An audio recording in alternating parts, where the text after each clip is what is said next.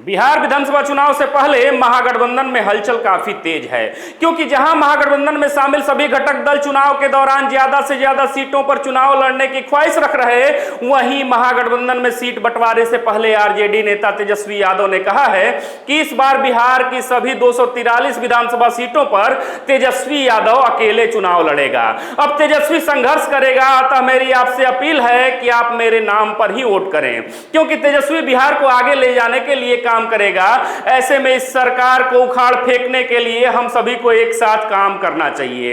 इतना ही नहीं, नीतीश सरकार पर भी हमला बोलते हुए तेजस्वी बोले, यहां केवल जुमलों की बारिश हो रही है, क्योंकि वोट बिहार से और फैक्ट्री गुजरात में ये अब नहीं चलेगा।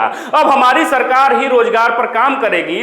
बहरहाल तेजस्वी यादव का सभी 243 सीटों पर चुनाव लड़ने वाला यह बयान ऐसे समय में आया है जब महागठबंधन में सीट बंटवारे को लेकर मतभेद की स्थिति साफ नजर आ रही। दरअसल साल 2020 के विधानसभा चुनाव में आरजेडी ने 144 सीटों पर चुनाव लड़ा था और 75 सीटों पर जीत हासिल की थी, जबकि कांग्रेस को उस चुनाव में 70 सीटें मिली थी, लेकिन कांग्रेस महज 19 सीटों पर ही जीत हासिल कर पाई थी। लेकिन इस बार हालात कुछ बदले हुए नजर आ रहे, क्योंकि वोटर अधिकार यात्रा के बाद कांग्रेस को ऐसा लग रहा कि वोटर अधिकार यात्रा के दौरान वोट चोरी वाला मैसेज जनता तक मजबूती से पहुंचा है।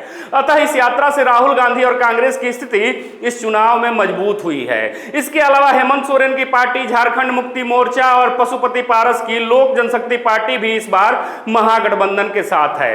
अतः महागठबंधन के 8 पार्टियों में सीट बंटवारा करना तेजस्वी यादव के गले की फांस बन चुका है। शायद यही कारण है कि अब तेजस्वी ने 243 सीटों पर लड़ने का ऐलान किया है। इस पर आपकी क्या प्रतिक्रिया है, जवाब जरूर दीजिएगा।